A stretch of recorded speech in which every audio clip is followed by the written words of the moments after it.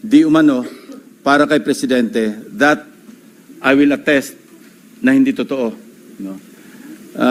Yun talaga absolutely untrue or false. Ano?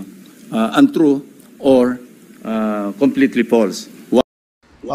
Untrue or completely false. Ano kasi sinasabi niya, hindi tinanggap ni Bongbong yan. Walang nakuha si Bongbong Marcos dyan. Hindi kumikbak si Marcos. Talagang alam ni ni Ping Lacson ewan ko ba ito ba yung bagong security guard ni Bongbong Marcos, mga bayan? Si Lacson bang bagong security guard ni Lacson? O nakatira ba to sa bahay ni ni Lacson ni Bongbong Marcos? So baka nakatira na po si Lacson sa Malacanang, hindi lang po natin alam, mga kabayan. Hindi po natin alam, baka nakatira na po si Lacson kasi alam po niya na talagang hindi tumanggap. Walang na-receive si Bongbong Marcos. I can attest to that. That is false. That is not true. Alam po niya. Wala na sabihin niya, 24/7 kasama ko si Bongbong Marcos. At yun nga mga bahay, pag-usapan nga po natin ito pong tinabagay pag-aabogado ni Lacson dito nga po kay Junior, mga kabayan. Lumabas po ang totoo, mga kabayan, na talagang ito po si Lacson ay pinoprotektahan po si Bongbong Marcos. Di mo ba? Alam naman po natin yung tinatakbo po ng hearing ni Lacson diyan po sa Senate Blue Ribbon Committee, talaga po pinagtatakpan po ang kanyang mga amo. At ngayon talaga pong napatunayan po natin na ito pong mamang to ay protector po. Protector po ng adik, mga kabayan. Sinabi naman po ni Madam Amy Marcos, di ba?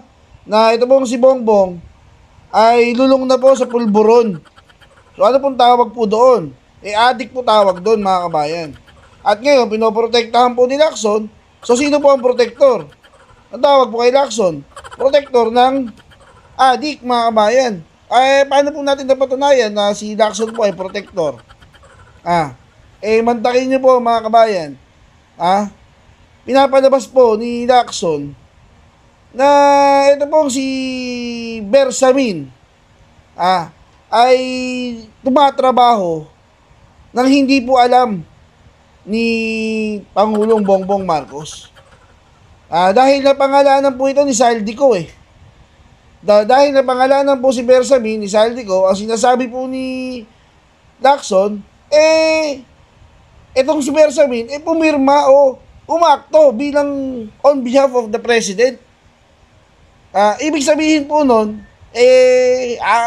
base sa ating pagkakabasa sa sinasabi ni Lacson, it's either engot po si Marcos bilang Pangulo dahil nauutakan po siya ng mga nakapaligid sa kanya. Diba? O weak leader po siya dahil nauutakan siya ng taong nakapaligid sa kanya. Yun lang po yun. Ito po, panoorin po natin na kung paano po protektahan ni Lacson si Bongbong Marcos. Ito po, mga kabayan. Affects our economy, even yung investor confidence.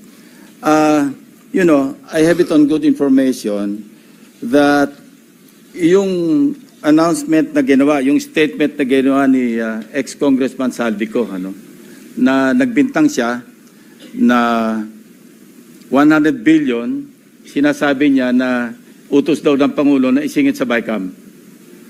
Your Honor and I both know that the 100 billion, and we went over, I know na, both of us went through the list independently or separately. And you and I agree na totoo yung listahan ng 100 billion pesos. Talaga nasingit sa BICAM. Di ba? Umamin po nasingit po yung 100 billion. Ibig sabihin, totoo po yung sinasabi ni Saldico na nagsingit po ng 100 billion sa BICAM. Dahil utos nga po ni Pangulong Bongbong Marcos. Ito po ayon kay Saldico. O ano pong sabi ni Lacson bilang pagprotekta dito kay Bongbong Marcos. But yung sinasabi ni Saldico on social media as posted na nag-deliver siya ng 25 billion representing the 25% commission di umano para kay Presidente, that I will attest na hindi totoo. No? Yun talaga absolute.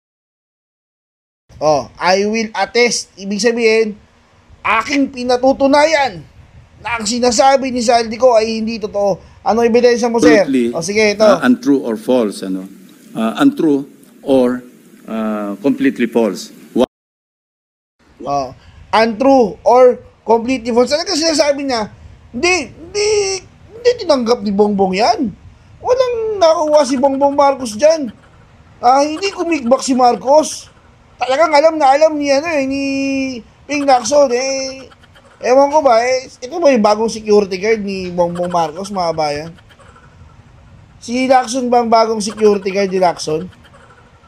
O nakatira ba to sa bahay ni Lacson, ni Bongbong Marcos? So baka nakatira na po si Lacson sa Malacanang, hindi lang po natin alam, mga kabayan. Hindi po natin alam, baka nakatira na po si Lacson kasi alam po niya na talagang hindi tumanggap. Walang na-receive si Bongbong Marcos. I can attest to that. That is false. That is not true. Alam po niya. Wala na sabihin niya, 24/7 kasama ko si Bongbong Marcos. Diba? Talagang 100% sure siya Ano pong pinangahawakan ni Lacson, mga kabayan?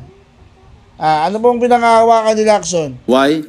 Because last Sunday, I received a call from the camp of former Undersecretary Roberto Bernardo.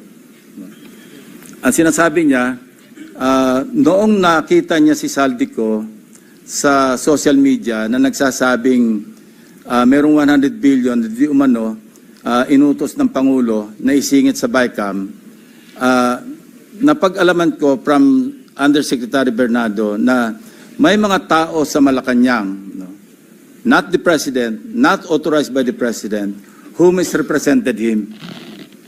I will name some of them.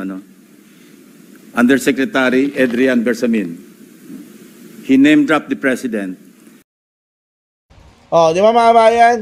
Ang pinaghuhugutan ng pala nito ni Lacson, hearsay lang rin pala. Galing kay Bernardo, kay Yusek Bernardo, mga bayan. Hearsay lang rin po pala. Akala ko ba naman talagang matibay na yung ebidensya mo kasi I can attest to that Di ba? That is not true. And that is false accusation. Ang tindi pa ng balat mo, sir Akala ko lagi ka nang nakayakap kay Bongbong Marcos 24/7 dahil para malaman mo na hindi totoo yun na tumatanggap siya. Di ba? Tapos sasabihin mo, hindi kasi sinabi ni ganito. Chismis lang po pala, sir. Ang ebidensya mo, sir, chismis lang rin po galing sa ibang tao. Ngayon, sir, ang tanong, paano po kami maniniwala sa chismis mo? Wala ka naman po nilalabas na ebidensya. Di po ba, mga kabayan? Unfair naman po yun. Na, pag si Saldico hindi nagsasabi ng totoo. Tapos ikaw yung nagsasabi ng totoo. Wala ka naman ebidensya. At sasabihin mo, galing lang din dun sa hearsay. Di ba? Tapos magbabanggit ka ng pangalan, Yusek Bersamin. Di ba? Unfair yan, sir. Sir, alam mo, sir, umpisa pa lang ng Blue Ribbon hearing mo sa Blue Ribbon Committee. Alam naman po namin, sir, na kayo po ay nandyan para protektahan ng Pangulo. Bakit? Magkakasama kayo sa Nginig Pilipinas Ay, Tindig Pilipinas ba yun? Diba? Sa bagong alyansa. Doon sa bagoong Pilipinas. Diba kayo ang mga senador na talagang pinush ni Marcos para manalo? Dahil nanalo kayo, bayad utang kayo ngayon. Kailangan protektahan si Bongbong Marcos. Kaya, pagsalang nyo pa lang po sa Senate Blue Ribbon Committee, alam na po namin hindi po totoo yan. Na wala pong ibang mangyayari doon, kundi pagtatakipan lamang po. At naiintindihan naman po namin kung bakit nyo po ginagawa yan, sir. Kasi nga, bayad utang na po yan Diba? Bayad na utang na loob po dahil naipanalo po kayo ng eleksyon. Pero kasi sir, sobra-sobra na po eh. Sa sobrang pag-aabogado nyo kay Bongbong Marcos, alam mo yon, sabi nga nung sa rally ng Iglesia ni Cristo, halata na kayo. Na ultimo, pag matutumbok na po sa kanya, gumagawa po kayo ng paraan para mailihis. Para mailihis yung investigasyon papunta kay Marcos. Diba? Paano? Di ba sinuspinde ninyo? Yung lumabas si Gutesa, bigla nyo sinuspinde yung hearing. Diba? Nagbitaw ka bilang Senate Blue Ribbon Chairman. Kasi alam mo tatamaan eh. Ngayon, siniraan nyo si Gutesa. Diba? Diba? Lumabas si Saldico. Ano sabi mo kay Saldico? Hindi nagsasabi ng totoo. Kasi sinabi niya si Bongbong Marcos. Pero kung ang binanggit ni Saldico ay si Duterte, diba? Araw-araw press con yan. Diba? Araw-araw may press con yan. Bakit? Binanggit Duterte. Diba? Ganun yun mga bayan eh. Tulad ng pinaggagawa nyo, sir. Diba?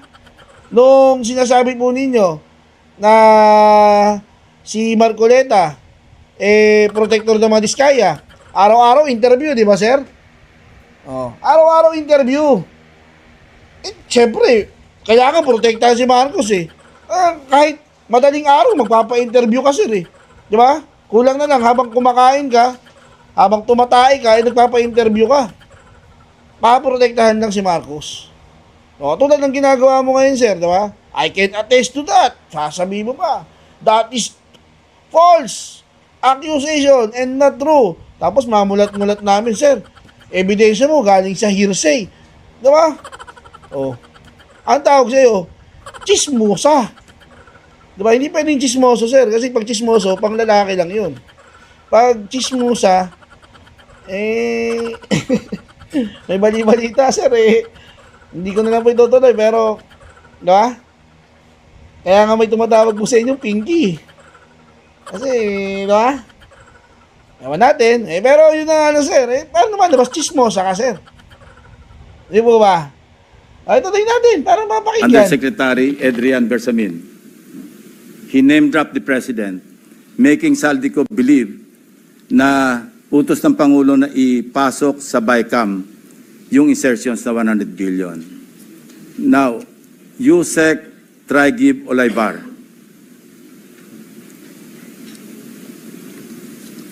Other personalities. Anyway, regarding the 100 billion, binrake down, kasi nireview nyo yung kanyang notes, This is all related even to the appointment of Secretary Recto to be the Executive Secretary. As he is now the acting, I guess acting kasi hindi naman pwede magbigay ng ad interim appointment because Congress is not in recess, di ba? Di ba? Yun na kay Recto na Sa susunod na video natin yung kay Recto. Pero, di ba? Obvious na obvious ka na, sir. Gasgas na yung galawan mo, sir, Di ba? Hindi na po bobo ang mga Pilipino ngayon. Kung naisip nyo, bobo pa rin ang mga Pilipino ngayon, mas bobo po kayo. Di ba? Ito yung pinagtatanggol mo. Ito, tignan mo yung pinagtatanggol mo, sir. Sir, ito po yung pinagtatanggol mo. Balik tayo dito. Ayaw po Ayaw po. Ano pong ayaw? Ayaw pong hair follicle test. Di ba, sinabi po ng pinsan, sinabi mismo ng kapatid, na bangag yung kapatid niya. Di mo ba?